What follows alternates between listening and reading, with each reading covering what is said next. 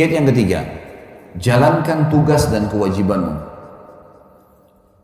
Rumah tangga itu seperti satu perusahaan. Kalau bahasa saya supaya mudah difahami, saya dan istri saya, bapak-bapak di sini sama ibu-ibu istrinya, kita ini seperti seorang pegawai. Saya bahasakan sama istri saya sama kamu pegawai. Masuk di sebuah perusahaan namanya rumah tangga. Pemilik perusahaan ini namanya Allah. Kita masuk ke dalam rumah tangga itu, ikutin peraturan pemilik perusahaan. Disuruh datang jam 7, keluar jam 5 sore, disuruh pakai baju biru hari Senin, pakai baju merah hari Selasa, dan seterusnya. Mana makanan yang boleh disentuh, mana makanan tidak boleh disentuh. Semua itu dijalankan. Kalau kita jalankan, maka pemilik perusahaan akan mempertahankan kita sebagai pegawai. Itu ibarat untuk memahami saja kalau rumah tangga itu seperti itu, teman-teman sekalian. Jadi dia seperti perusahaan. Nah sekarang peraturan-peraturannya ada.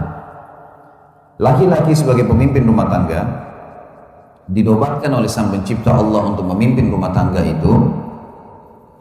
Dia punya kewajiban sebagaimana dia punya hak, yang berarti timbal baliknya adalah dia, si istri memiliki hak dari kewajiban suaminya, dan kewajiban dia merupakan hak istrinya. Saya akan mulai dari kewajiban suami dulu.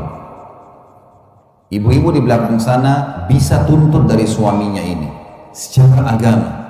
Bapak-bapak harus selalu komitmen menjaga ini.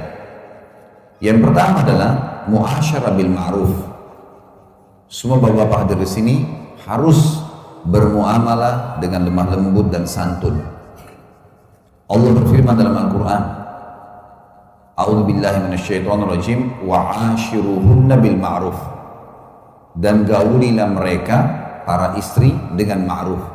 Kata Abdullah bin Abbas adalah tutur kata yang santun, sayang, manja, cinta, tatapan mata yang syahdu, jaman tangan yang lembut.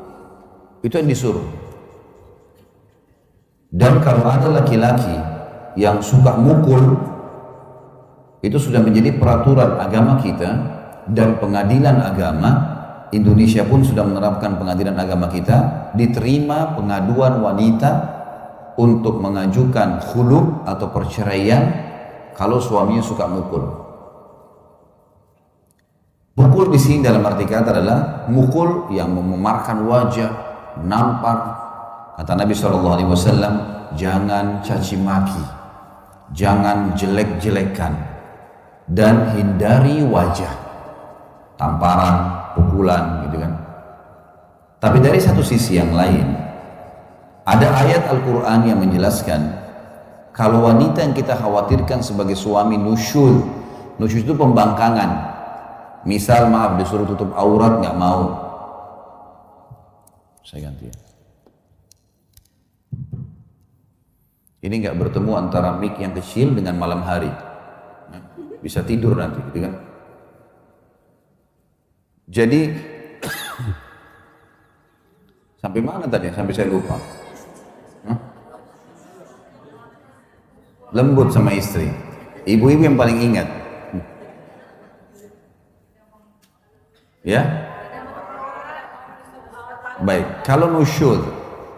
Nusyud ini istilah dalam agama kita yang Allah mengatakan wallati takhafuna nusyudahunna fa'idhuhunna wahjuruhunna fil madaji'i wadribuhun. Wanita-wanita atau istri yang kalian takut nusyudnya. Nusyud pelanggaran agama ya. Disuruh tutup aurat nggak mau, disuruh sholat nggak mau, disuruh jalan layani suami nggak mau, maka ingatkan kata Allah baik-baik, haram, kamu harus jalankan, Allah akan hukum kamu nanti. Nggak mau dengar hajar. Hajar itu bukan hajar. Hajar itu diboikot, diranjang. Hajar. Tidak diajak ngomong, nggak digaulin, dibelakangin. Dan ini hajar hanya boleh di rumah. Kata Nabi SAW, jangan kalian menghajar istri kecuali di rumah.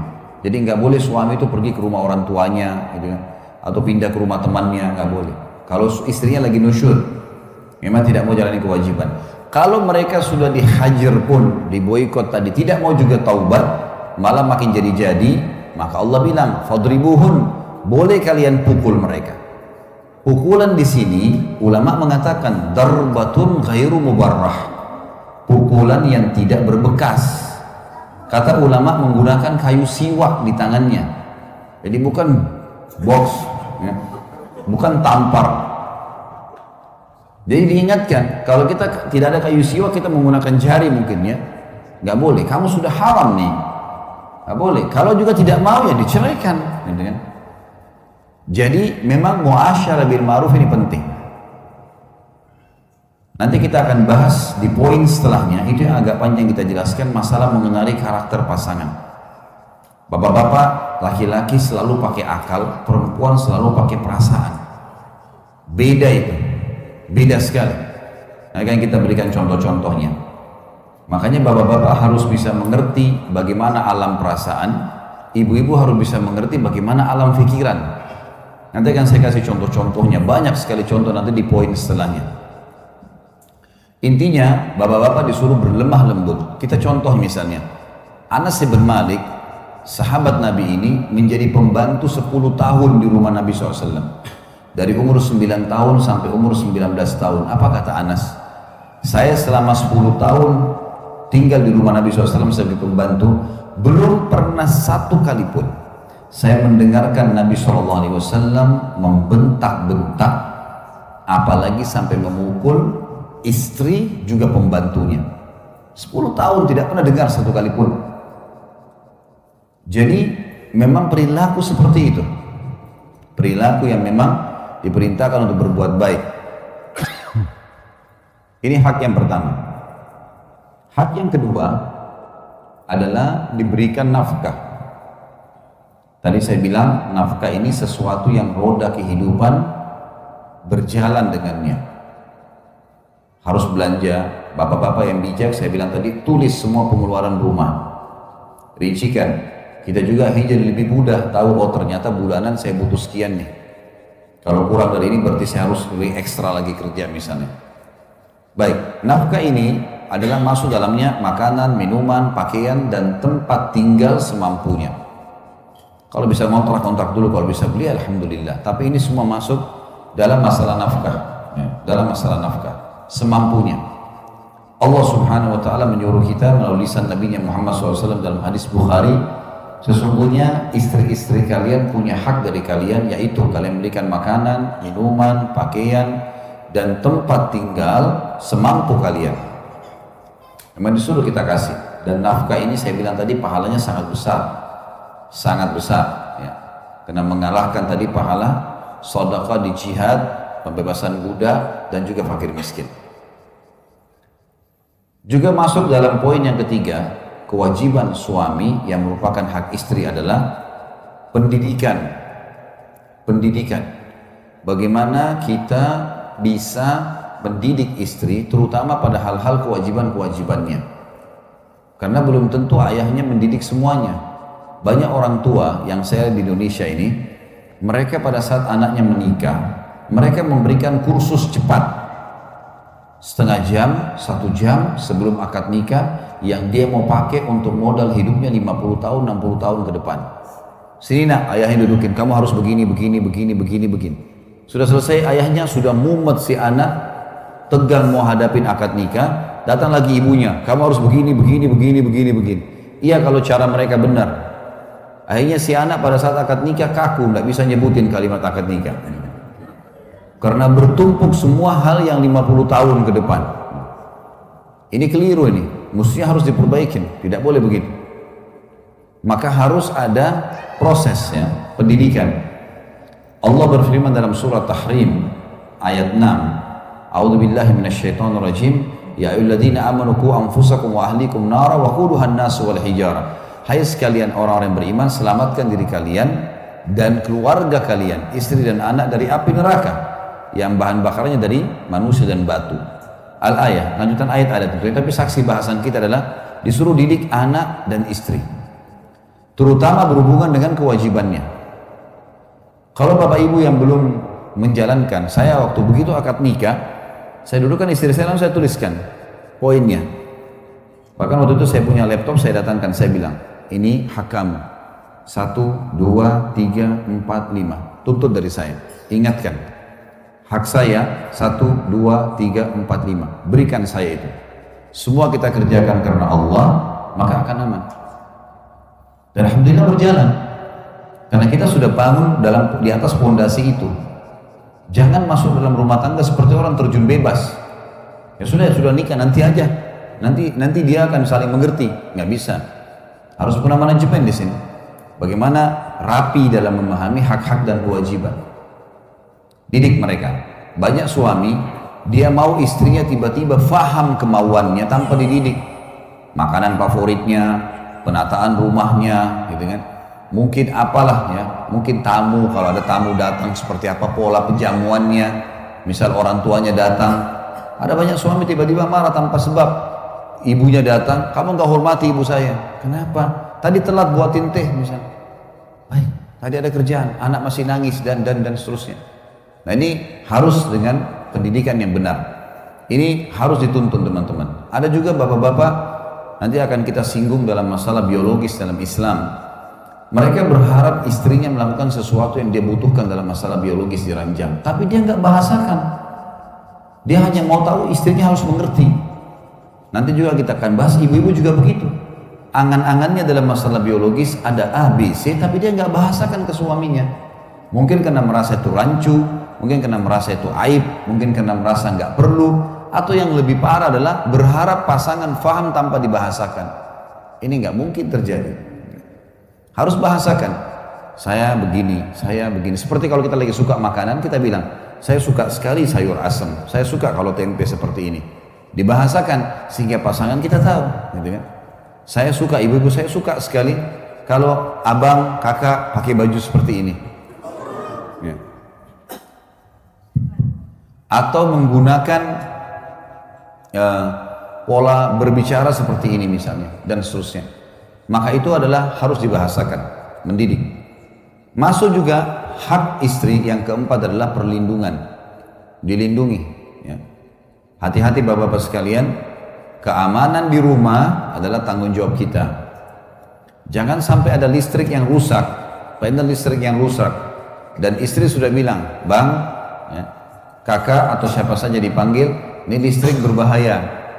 Nanti kalau saya sama anak-anak pegang kesetrum bisa mati. Udah gampang nanti aja.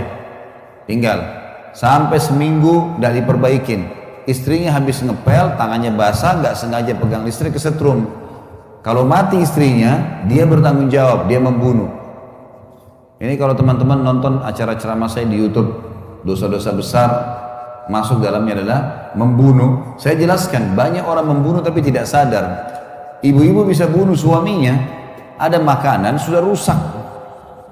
Daripada dibuang, kasih aja hidangkan sama suaminya, tinggal diangatin, terus keracunan, mati. Membunuh itu. Dia tahu kan tidak boleh. Lagi licin lantai, dia lagi ngepel, temannya telepon, angkat telepon dulu. Suaminya lewat, kepleset, jatuh, kebentur kepalanya, mati. Istrinya berdosa tuh. Tanggung jawab dia. Masing-masing punya tanggung jawab di sini. Makanya nggak boleh bapak-bapak sekalian ada yang bocor atap, ada sesuatu yang berbahaya, begitu dibahasakan oleh istri dan anak, kita harus tahu sikap, karena memang kita bertanggung jawab di sini. Ada pertanggungjawaban di sisi Allah Subhanahu wa taala. Kata Nabi SAW dalam hadis, kalian semua pemimpin akan diminta pertanggungjawabannya pada hari kiamat. Seorang pemimpin negara bertanggung jawab terhadap masyarakatnya dan diminta pertanggungjawaban hari kiamat, dan seorang suami bertanggung jawab terhadap seluruh yang berhubungan dengan istri dan anaknya dan akan diminta pertanggungjawaban hari kiamat. Seorang istri bertanggung jawab terhadap harta dan anak suaminya dan akan diminta pertanggungjawaban pada hari kiamat. Ya. Jadi kita harus tahu di sini ada pertanggungjawaban. Ya. Ini adalah hak ibu-ibu 4 poin yang merupakan kewajiban bapak-bapak. Lebih dari ini hukumnya sunnah. Masuk dalam masalah hak di sini yang mendidik dan melindungi. Maaf, ada 6 haknya, ada 5 haknya. Satu lagi, memenuhi kebutuhan biologis. Bapak Ibu harus tahu ya, kita kalau dalam posisi haram, Orang kalau buat sesuatu yang haram, kayak banyak orang pacaran di luar sana. Pacaran ini halal dalam Islam, tapi setelah akad nikah. Pacaran secapeknya, nggak masalah. Mau keluar berdua, mau hamil pun nggak masalah. Gitu. Tapi setelah akad nikah, itu saja. Sebelum akad nikah jangan, tidak boleh memang dalam Islam. Tidak halal namanya, gitu kan? Kata Nabi SAW, seseorang di antara kalian ditusuk dengan besi yang tajam lebih ringan daripada dia menyentuh tangan yang bukan mahramnya. Tidak halal bagi dia. Memang dilarang dalam Islam, gitu kan?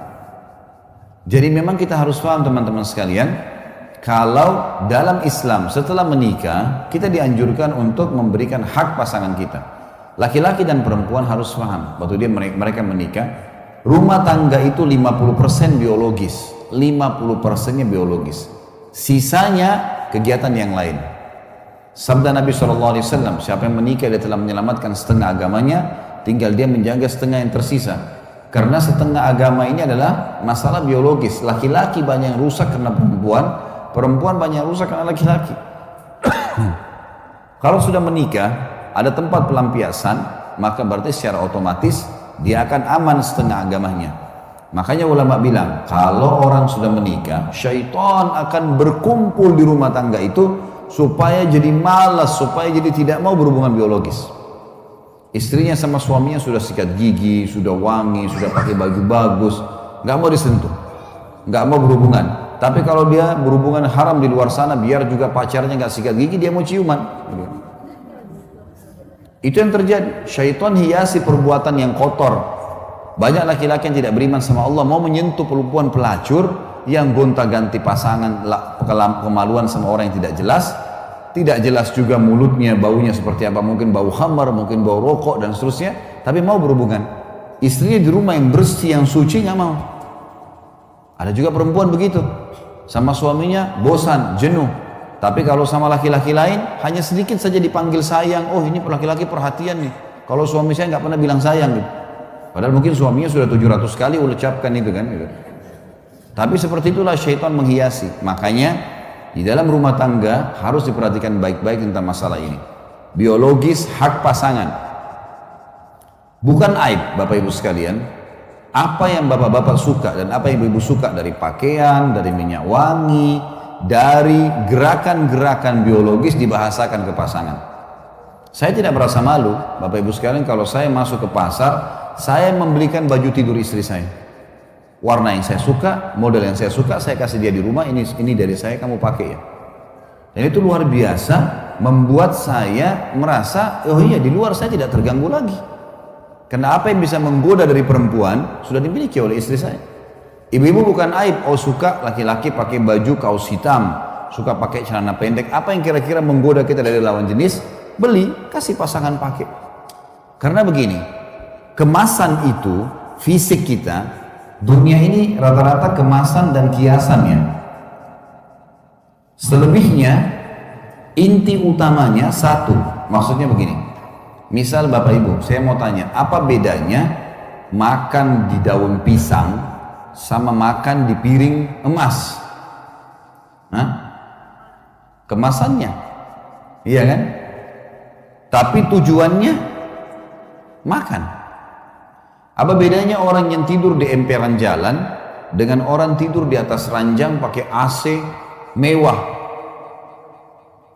Kemasannya, tujuannya tidur, kan gitu. Sama semua itu. Jadi jangan terpengaruh dengan kemasan. Makanan yang kita incipi, manis, ini asam, ini pedas, ini gurih, itu hanya di ujung lidah. Kalau lewat di tenggorokan kita ukuran sepertiga jari saja, kita sudah nggak bisa bedain lagi. Sekarang ini makanan, kita ambil secuil ayam, sedikit sambal, sedikit apalah lauk-lauk, diramas mungkin, diramas disatuin, kita masih bisa lihat, oh ini beda, ini nasi, ini sambal, oh ini ayam, oh ini sedikit potongan rendang dan seterusnya. Baik, kita pegang. Sekarang Bapak Ibu sekalian, kalau kita masukin di mulut mungkin juga kita masih bisa bedain. Tapi kalau lewat di tenggorokan kita seukuran sepertiga jari, masih bisa kita bedain mana nasi, mana rendang, mana ayam, mana sambal tadi. Udah nggak bisa kan? Berarti kemasannya saja yang berbeda ini, casingnya saja. Sama dengan masalah biologis. Apa kata Nabi SAW? Kalau seseorang di antara kalian melihat yang menggoda dia dari lawan jenisnya di luar rumahnya, maka kembalilah segera ke pasangannya karena dia memiliki apa yang dimiliki oleh orang itu. Maksudnya kemaluannya sama saja. Iya, kemasannya beda. Oh ini warna kulitnya putih atau ini hitam, oh ini tinggi, ini pendek. Tapi ujung-ujungnya kemaluannya sama. Sama tadi dengan makanan. Makanya masalah biologis di sini adalah hal bagaimana kita mengemasnya saja. Bagaimana kitanya mengemasnya. Ingat, berhubungan biologis dalam Islam, dalam rumah tangga teman-teman sekalian, itu pahalanya, kadar besarnya sama dengan besarnya dosa zina. Sama dengan besarnya dosa zina. Ada hadis Nabi begini, fi bidi ahadikum sadaqah, di kemaluan kalian ada pahala besar sekali. Sahabat faham, kata apa kata para sahabat? Ya Rasulullah, ayati ahaduna ahlahu walahu fihi ajr. Wahai utusan Allah, apakah seseorang di antara kami menggauli istrinya dapat kenikmatan, dia dapat pahala? Kata Nabi SAW, ara'aitum law wada'tumu fil haram alakumul wizr. Tidakkah kalian lihat kalau kalian letakkan kemaluan kalian pada yang haram, zina, kalian dapat dosa besar? Kata para sahabat, bala ya Rasulullah. Iya wahai utusan Allah. Kata Nabi SAW, fakadzalika fil halal. Begitu juga pada yang halal. Artinya, melakukan hubungan biologis suami istri, besar kadar pahalanya, sama dengan orang kalau berzina, dosanya dosa besar. Makanya Abdullah bin Umar radhiyallahu anhu, beliau kalau puasa, Ramadan atau puasa sunnah, beliau buka puasa dengan beberapa butir kurma dengan air putih, habis itu pulang ke rumahnya, habis sholat maghrib berjamaah sama Nabi SAW, pulang ke rumahnya berhubungan biologis dengan istrinya. Karena dia tahu itu pahalanya besar dan ternyata hubungan biologis itu betul-betul meredam seseorang dari perbuatan zina di luar rumahnya. Kalau sudah terlampiaskan kita jadi orang itu kalau kenyang dikasih makanan apapun tidak mau makan gitu. Susah dia untuk makan, sudah kenyang gitu kan. Maka itu perintah, makanya dijadikan sebagai sebuah kewajiban. Bapak-bapak harus hati-hati karena ibu-ibu ini suka dengan kejutan. Jadi kalau misalnya ibu-ibu ini sukanya kalau sudah dandan pakai baju bersih, dia mau suaminya tiba-tiba mengerti keadaan dia, suka mau didatangin langsung. Jadi jangan pulang kerja, tiba-tiba taruh tas, mana makanan, saya capek, saya ngantuk, tidur. Istrinya sudah dandan tuh, itu sudah cukup perang gitu kan. Oh ini istri suami saya nggak perhatian, orangnya nggak romantis, orangnya nggak ini. Padahal karena tidak mengerti saja. Kalau pulang ke rumah, sudah ada lipstik di bibir, sudah minyak wangi, sudah pakai baju, letakin tas, layani dulu. Karena itu tujuannya. Dia mungkin tidak mau ucapkan. Jadi harus pengertian. Dan itu hak istri. Melayani biologis. Masuk dalam masalah ini adalah berhias. Tapi dengan cara laki-laki. Abdullah bin Umar mengatakan radhiyallahu anhu, Abdullah bin Abbas, beliau mengatakan, aku suka berhias untuk istriku sebagaimana aku suka dia berhias untukku. Karena Allah berfirman, walahunna mithlu ladzi alaihinna bil ma'ruf, dan para istri memiliki hak yang seimbang dengan kewajibannya. Maka Abdullah bin Abbas memberikan pelajaran kepada kita, dia akan pakai minyak wangi istrinya suka. Dia akan menjaga bau badannya. Banyak suami kadang-kadang egois, dia mau istrinya selalu wangi tapi dia sendiri apeknya luar biasa gitu kan. Ini nggak boleh, mesti dia tahu ada sunnah Nabi SAW, disuruh potong kuku, disuruh potong kumis, disuruh cukur bulu ketiak, disuruh cukur bulu kemaluan. Nabi SAW selalu meletakkan wangi-wangian dari leher beliau sampai ke kaki, dari kepala beliau sampai ke kaki. Di kepala seringkali beliau menggunakan cairan air yang wangi. Sampai kadang-kadang netes dari rambut Nabi SAW itu baunya wangi. Dan beliau meletakkan serbuk wangi dari leher sampai kaki. Yang beliau suruh istrinya meletakkan dari negeri Syam. Ya. Itu suruh letakkan, kecuali kemaluan beliau letakkan sendiri. Nabi SAW gemar selalu bersiwak selain pakai minyak wangi. Sampai beliau mengatakan, dicintakan dunia kepadaku karena adanya kaum wanita. Adanya ibu yang dibakti, adanya istri yang dijadikan sebagai sahabat, adanya anak yang dibidik sehingga bisa masuk surga, anak perempuan, adanya saudari juga yang dilindungi. Saya dicintakan dunia, kata Nabi, karena ada wanita-wanita ini Ada ibu yang saya bakti, ada istri yang saya jadikan sahabat, ada anak yang saya akan didik sampai menikah, dan ada saudari yang saya lindungi. Gitu kan. Dan juga minyak wangi. Nabi SAW gemar dengan minyak wangi. Maka bapak-bapak juga harus begitu. Apa kata Nabi SAW? Sebaik-baik minyak wangi bagi laki-laki yang keras baunya, tapi buram warnanya. Dan sebaik-baik minyak wangi bagi perempuan yang terang warnanya dan lembut baunya. Gitu kan. Laki-laki disuruh selalu. Maka kita wangi, bersih, namanya itu perintah. Nabi SAW tidak pernah masuk rumah bapak ibu sekalian, bapak-bapak terutama, kecuali sudah menjaga bau mulutnya. Tidak pernah tidak bersiwak. Jadi harusnya begitu. Gitu. Ada suami dia tidak mengerti. Bau pulang kerja, kemudian tiba-tiba dilihat istrinya sudah cantik, langsung saja mau main gauli. Padahal dia baunya luar biasa. Gitu. Istrinya nolak, neraka. Kan bahaya ini. Bahaya. Daya ini suami neraka loh. Jadi istrinya kesian sambil lain sambil tutup hidung tuh. Ini nggak boleh ini. Harus ngerti. Makanya dalam Islam boleh berbohong dalam memuji pasangan. Misal ibu-ibu mau suaminya mandi, begitu masuk kerja sudah tahu dia akan mendekat, bilang, Masya Allah, belum mandi aja sudah ganteng. Apalagi kalau sudah mandi.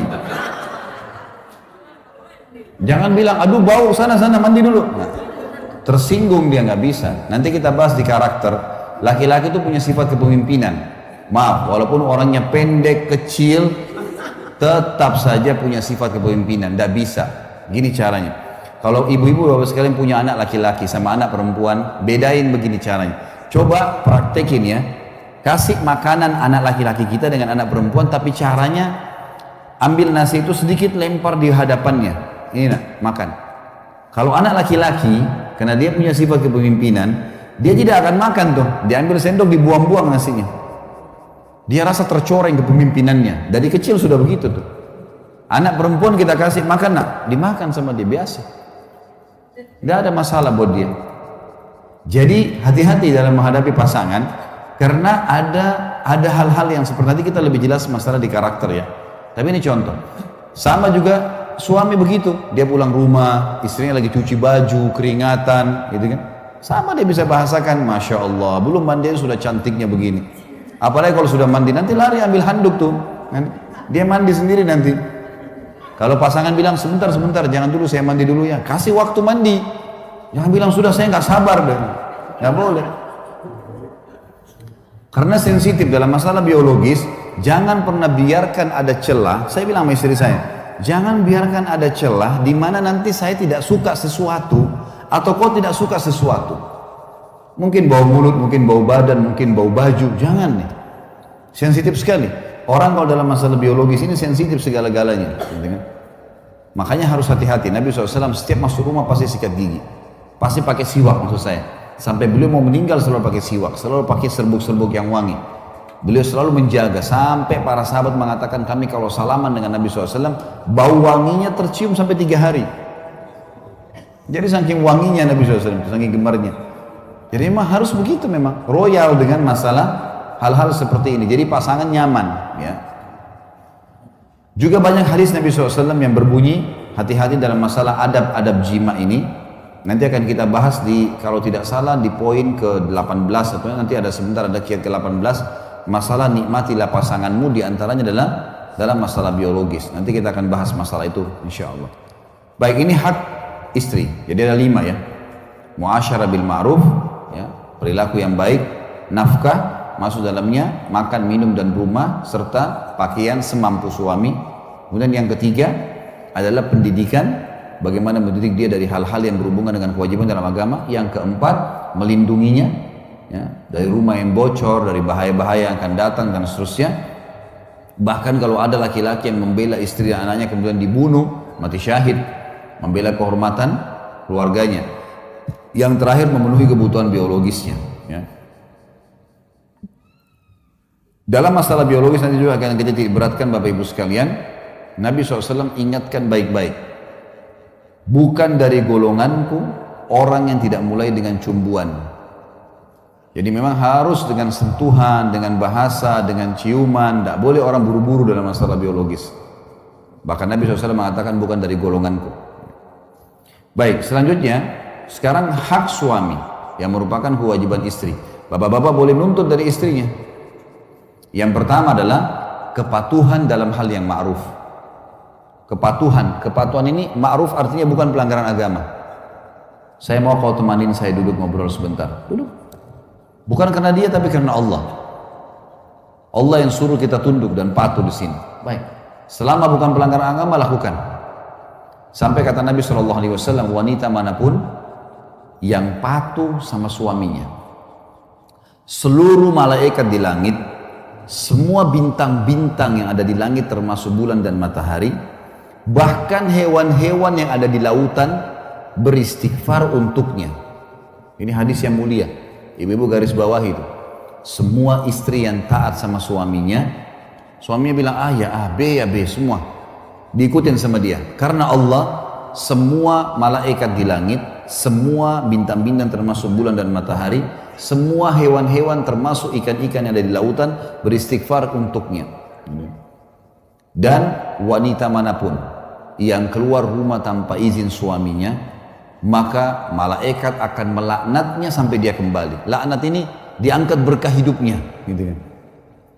Siapapun wanita yang memalihkan wajah dari suaminya karena kesombongan, maka juga akan membuat Allah yang di langit murka padanya sampai dia buat suaminya ridho. Dalam hadis yang lain dikatakan, wanita manapun yang meninggal dunia, suaminya ridho. Tahu ridho ya? Ridho itu merasa kehilangan sekali. Ridho itu seperti kita disuruh bilang, cari ridho orang tuamu. Ridho itu sesuatu yang kita berikan kepada orang lain yang membuat dia sudah sangat puas. Kalau ditanya mau apa lagi sudah nggak ada. Itu ridho namanya. Wanita manapun yang meninggal dunia sementara suaminya ridho, ya, kecuali pasti akan masuk ke dalam surga, dijamin. Jadi ibu-ibu jangan meninggal suaminya bilang alhamdulillah. Harus meninggal suaminya merasa kehilangan, karena selama hidup khidmah luar biasa gitu. Dan ingat kata kunci pertama tadi saya sebutkan di awal pertemuan ya, semua karena Allah. Ini ibadah. Layani pasangan, penuhi kebutuhannya bukan karena dianya. Ini boneka-boneka yang Allah titip. Orang tua kita bakti bukan karena orang tua kita, karena Allah. Anak-anak kita didik, kasih makanan segala bukan karena mereka, tapi karena Allah semuanya. Dan Allah yang suruh, jadi kita lakukan. Kenapa kita sujud menghadap Ka'bah? Ka'bah rumah, karena ada perintah Allah, gitu kan? Kenapa kita sholat 5 waktu? Kenapa harus kita wudhu? Kenapa nggak gitu aja semau kita? Nggak bisa, karena Allah semuanya. Jadi ini kita lakukan. Siapa yang mengerjakan ibadah selain daripada untuk Allah, maka riya namanya, nggak boleh. Allah nggak terima. Jadi harus kita fahamin masalah ini. Semua karena Allah. Taat adalah kewajiban pertama.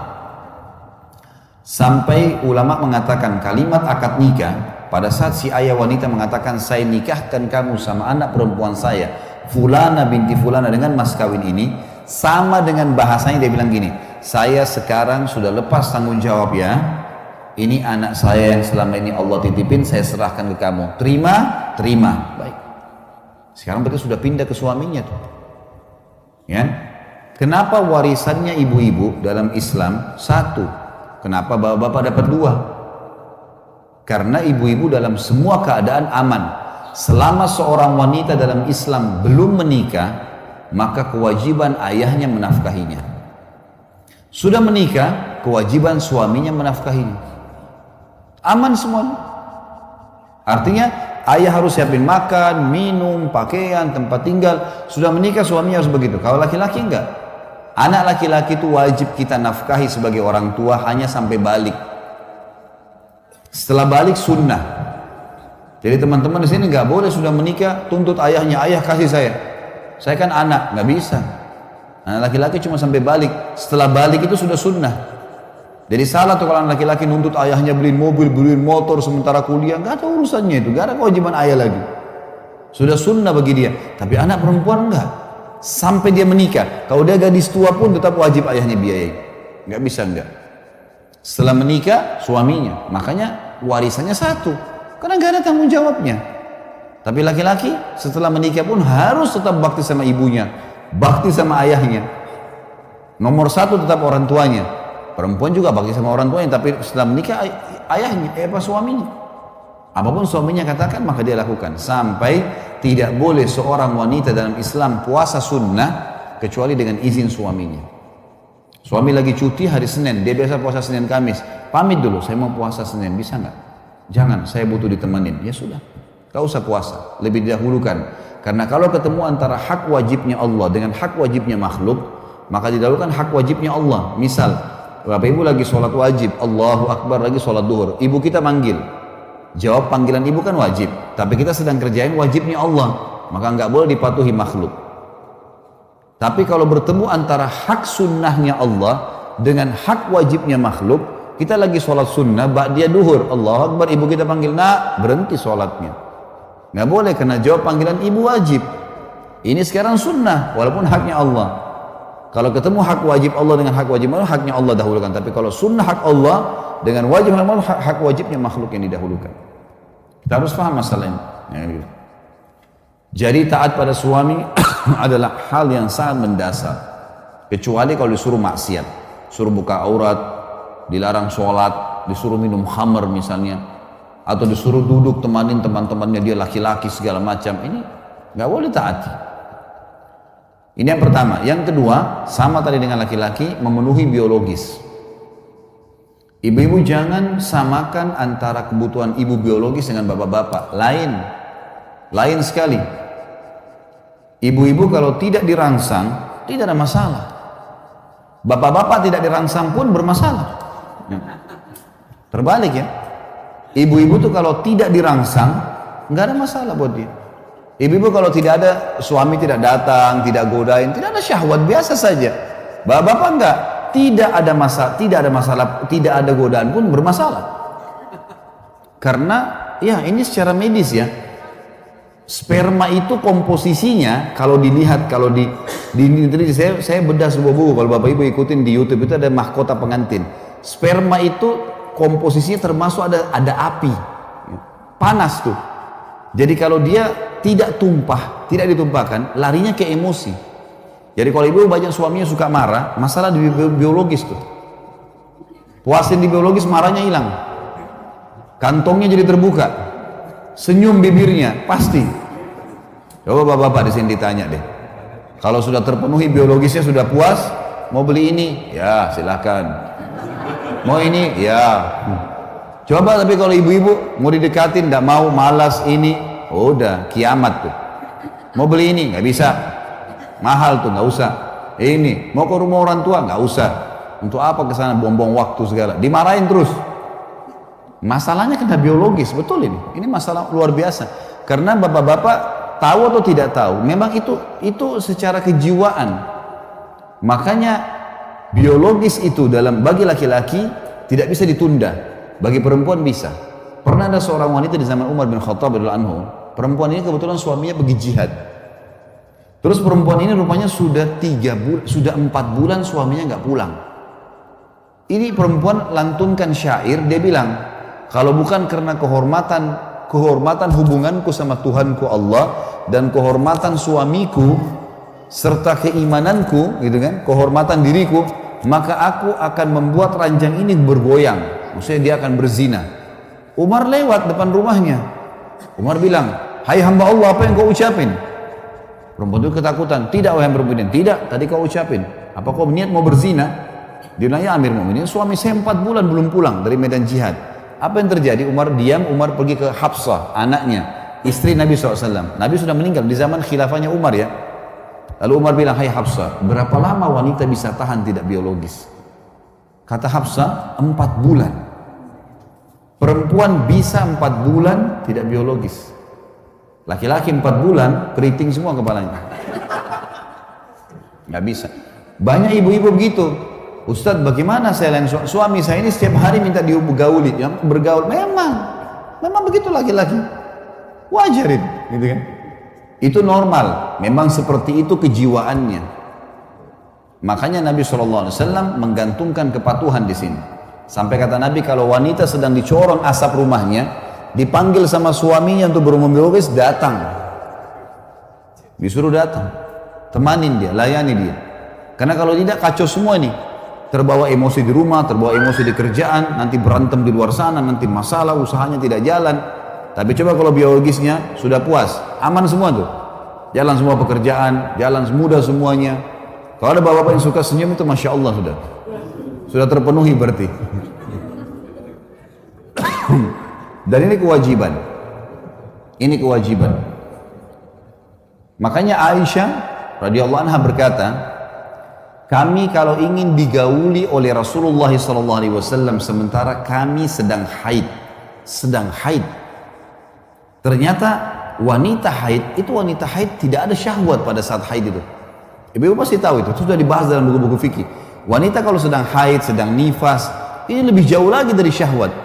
Udah memang nggak terfikir ke situ gitu kan. Ini darah ini membuat orang jadi tidak berpikir untuk itu. Tapi laki-laki nggak bisa. Kata Aisyah, kami kalau sedang haid dan Rasulullah SAW ingin menggauli kami, ada syahwat laki-laki. Maka beliau menyuruh kami mengikat kencang tempat keluarnya darah di kemaluan, lalu beliau menggauli kami. Nabi SAW tetap dipuaskan. Onani haram dalam Islam kalau laki-laki kerjaan sendiri. Tapi kalau istrinya yang buat tidak haram. Ya.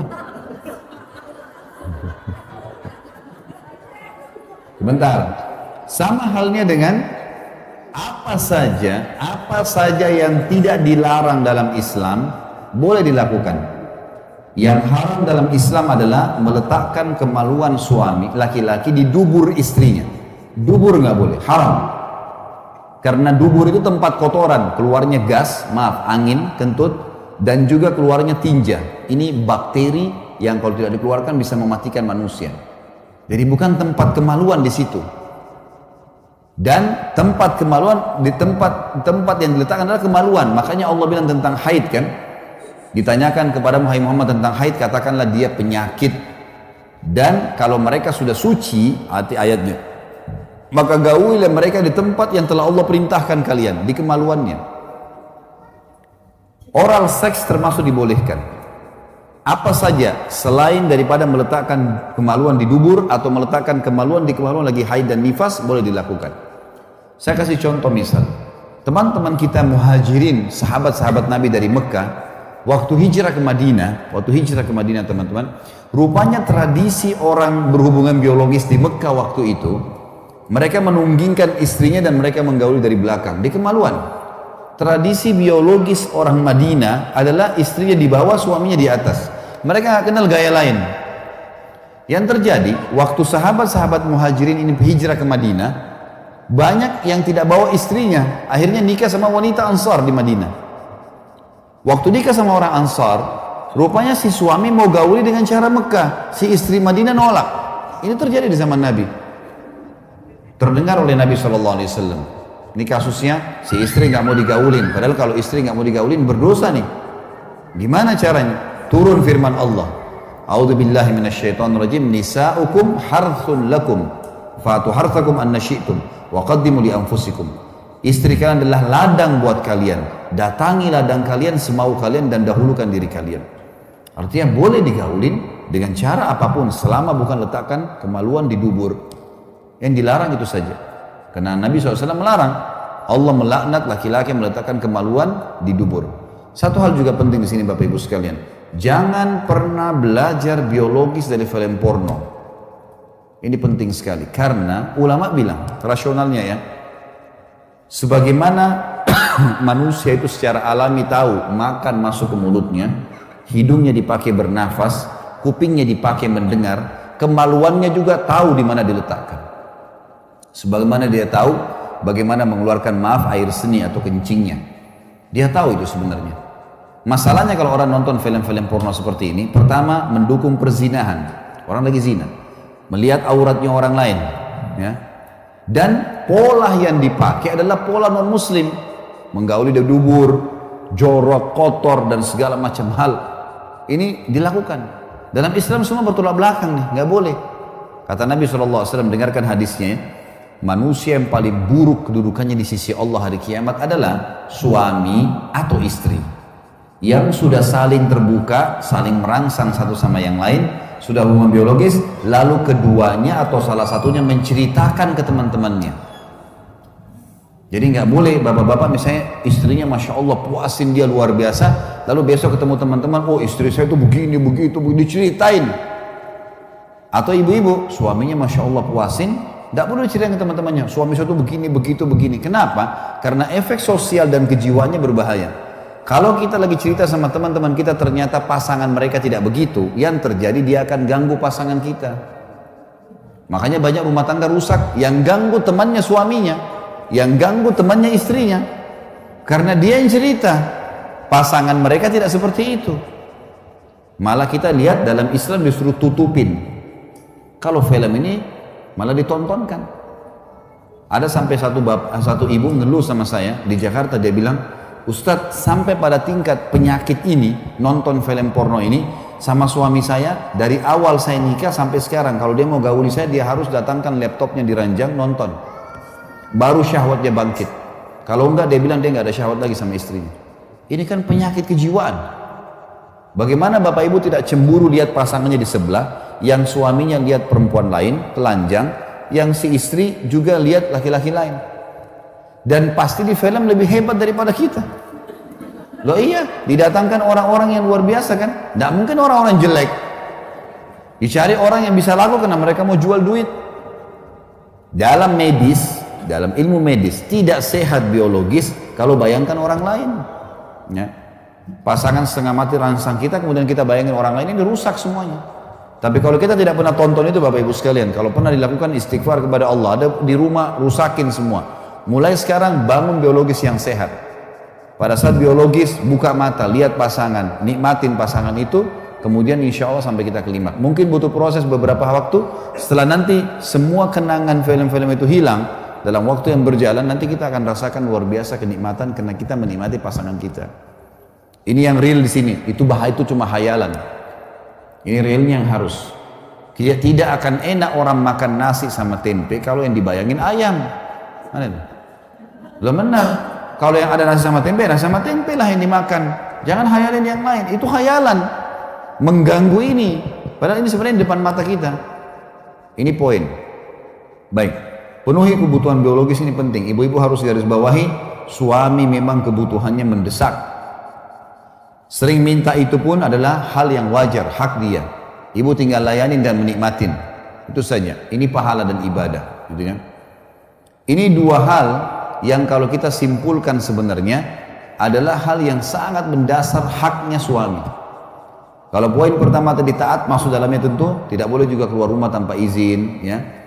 Sampai kata Nabi SAW, wanita ahli surga adalah wanita yang kalau kau lihat ke arahnya, dia selalu menyenangkanmu dengan dandanannya, dengan pakaiannya, dengan godaannya, semua, gitu kan.